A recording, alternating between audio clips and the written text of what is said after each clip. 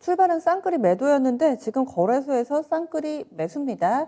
여러 가지 변화들이 초반에 빠르게 일어나고 있습니다. 문서진 전문가의 시각으로 오늘장 해석해 볼게요. 안녕하세요. 네, 안녕하세요. 네, 오늘장 한마디 알려주세요. 네, 오늘장 한마디는 고용지표에 집중된 시장입니다. 고용지표 이제 주 후반에 연달아서 좀 나오게 되는데 이를 앞두고서 시장의 반응, 지금은 좀 우리 증시는 오름세를 나타내는데 어떻게 좀 해석해 보고 계세요? 오늘, 외국 쪽의 리포트를 보니까 그 팝콘각이라고 하더라고요. 지금 이제 고용지표를 앞두고 6월 4일 팝콘각이 나올 것 같다고 이야기를 하는데, 저는 개인적으로 시장 예상보다 이번 달은 잘 나올 것 같아요. 그러니까, 저번 이제 5월달, 그러니까 5월달에 발표한 거니까 4월 지표죠. 4월 지표 같은 경우가 시장 쇼크이지 않았습니까? 그러니까, 예상은 거의 100만 건이 넘길 수 있다라고 예상을 했었는데 26만 건 나오면서 굉장히 이제 큰 속도를 안겨줬는데, 근데 이번에는 그러다 보니까 이번에는 좀 예상치가 많이 낮아졌어요. 원래 같으면 이제 100만 건, 120만 건, 그다음에 한 140만 건 해서 이제 완전 고용으로 넘어갈 것이다라고 시장은 예상을 했었는데, 이번에는 보니까 한 60에서 70만 건 정도를 예상하더라고요. 그때 물론 이제 지금 가봐야 알긴 알 것 같은데요. 오히려 저는 개인적으로 이번에 나오는 고용지표는 지난달, 그러니까 4월 달에 발표됐던, 그러니까 4월 지표를 조금은 상향 조정할 것 같고요. 상향 조정 될 것 같고, 수정해서. 그 다음에 이번 지표는, 그러니까 이게 5월 달 지표죠. 5월 결과는 시장 예상보다 조금 잘 나올 것 같긴 해요. 그러면 단기적으로 조금은 충돌은 있을 수 있겠죠. 있을 수 있을 것 같은데, 근데 이제 중요한 건 이거죠. 시장이 고용지표가 그렇게 좋아졌을 때, 그래서 이제 테이퍼링에 대한 우려감을 했을 때, 시장이 무너질 거냐라는 거죠. 전 그건 아니라고 봅니다. 제가 요즘에 요즘 아니죠. 4월 말부터 계속 꾸준히 이야기하고 있는 부분인데, 동일하게 이야기하고 있는 부분인데, 시장은 이제 인플레이션과 관련된 부분은 좀 이제 인정을 하고 간다고 보는 거죠. 인정을 하고 가는 거고, 인플레이션에 대한 리스크를 상당히 지금은 좀 희석시켜 놓고 있는 상황입니다. 차트를 하나 보시면, 지금 빅스 지수 같은 경우, 여기 보시면 빅스 지수인데, 빅스 지수 같은 경우도 지금 하향 안정화되고 있어요. 한번 이렇게 급등을 했다가 아주 빠르게 다시 하향 안정화를 시켰고요. 최근에 이제 유로화가 굉장히 급등하고 있습니다. 이거는 이제 달러와 약세죠. 거기에 미국채 가격 역시도 지금은 오히려 강세. 미국채 가격이 10년물 가격이 강세라는 건 금리가 떨어진다라는 거죠. 미국 10년물 금리는 떨어지고 있습니다. 전체적인 분위기가 좀 안정을 찾고 있어요. 찾고 있고, 그러니까 인플레이션과 관련된 부분에 있어서의 안정을 찾고 있다. 이 부분은 제가 지난 방송에서 이거 설명드렸는지 모르겠는데, 그러니까 이런 거 지금은 딱 이 모습입니다. 그러니까 연준은 시장은 인플레이에 대한 우려감을 가지는 것처럼 생각을 하는 거예요. 인플레는 위험해, 인플레되고 조기 테이퍼링 되면 우리는 발작을 할 거야라고 계속 연준에게 신호를 주면서 최대한 살살 통화 정책을 좀 이끌어내라라고 자꾸만 요구를 하고 있는데, 실제로 지금 시장은 어느 순간 움직이는 걸 보면 인플레이션에 반응하고 있지 않아요. 그냥 말로 계속 지속적으로 겁내하고 있는데, 실질적인 지수의 흐름이라든지 상품 시장의 흐름을 보면 인플레이션 겁내하고 있는 거 아닌 것 같고요. 안 온다고 보는 거예요. 그 다음에 연준은 인플레이션 관련해서 내가 이 통화 정책과 관련된 부분은 최대한 우리가 여유 있게 할 거야. 팽창적 통화 정책 계속 유지할 거야. 인플레이션 일시적이고 테이퍼링을 좀 더 생각해 볼 거야라고 이야기를 하지만, 사실 뒤로는 행동을 하고 있죠.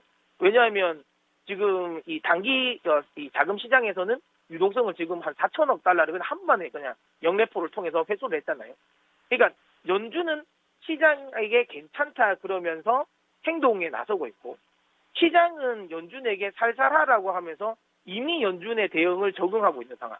그러면 결국에는 결과물이 나왔을 때 생각보다 별로 시장이 반응 안 할 가능성이 높다라는 거죠. 그리고 역사에서 알 수 있듯이 테이퍼링이 시장의 추세를 꺾은 적은 없습니다.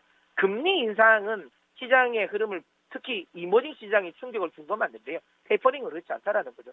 그러니까 이 비유가 맞을지 모르겠지만, 경기라는 스포츠카가 있으면 지금은 유동성을 공급해서 스포츠카에 풀악셀을 밟았다면, 테이퍼링이라는 건 그 풀악셀 밟은 거에서 속도만 줄이는 거예요. 속도만 줄여서 발을 뗀다고, 악셀에서 발을 뗀다고 보시면 됩니다. 악셀에서 발을 뗀다고 해가지고 차가 멈추는 건 아니거든요. 멈추겠다는 의지는 아니거든요. 조금 속도가 너무 높으니까 속도를 좀 줄이겠다라는 거고요. 이게 테이퍼링입니다. 결국에는 시장의 상승 방향을 꺾겠다는 건 아니니까.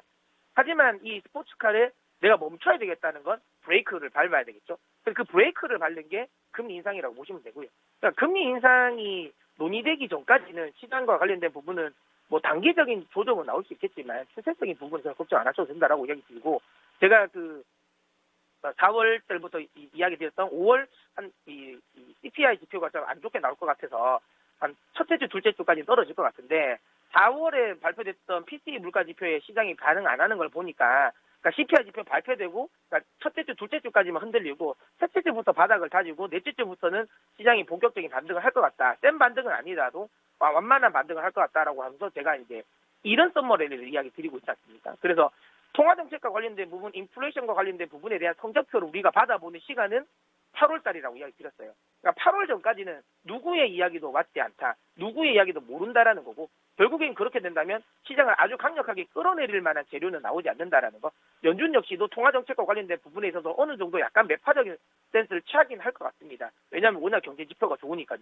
하지만 그렇다고 해서 지금 그러니까 연내 테이퍼링을 6월 FOMC에서 힌트를 줄 것 같지는 않아요. 결국에는 이건 8월달 잭슨홀 미팅 아니면 9월 FOMC에서 힌트를 줄 거라고 생각되기 때문에 뭐 이번 6월 FOMC 회의 전에는 조금 경계감을 가지겠지만, 뭐 그렇다 하더라도 이게 경계감이지 시장이 밀릴 것 같지는 않아요. 점진적으로 상승할 것 같고, 그다음에 결국은 한 8월달까지 이런 흐름은 유지된다. 중간중간 한 번씩 흔들림이 있겠지만 추세는 바뀌지 않을 것이다 라고 보기 때문에 시장과 관련된 부분은 여전히 저는 좀 포지션을 긍정적으로, 물론 뭐 아주 적극적으로 공격적으로 들어갈 필요는 없겠지만 시장이 흔들 때마다 조금씩 매수하는 것은 괜찮다. 그리고 지금 현재 성금 비중이 없는 분들은 굳이 리스크 관리한다고 성금을 마련할 필요는 없다라고 이야기 드리도록 하겠습니다. 관심 가는 종목군이 있으세요?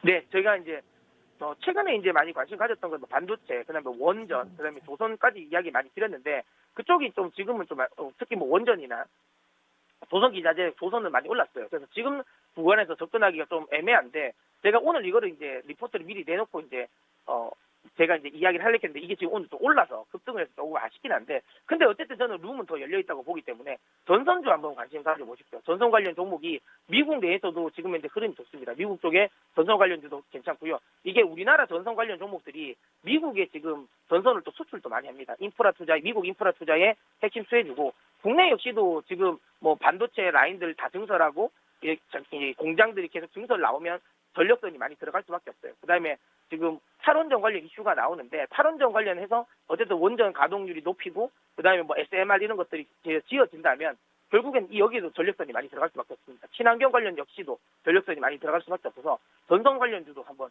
지금부터 관심 가져 보셨으면 좋겠어요. 네, 말씀 고맙습니다. 네.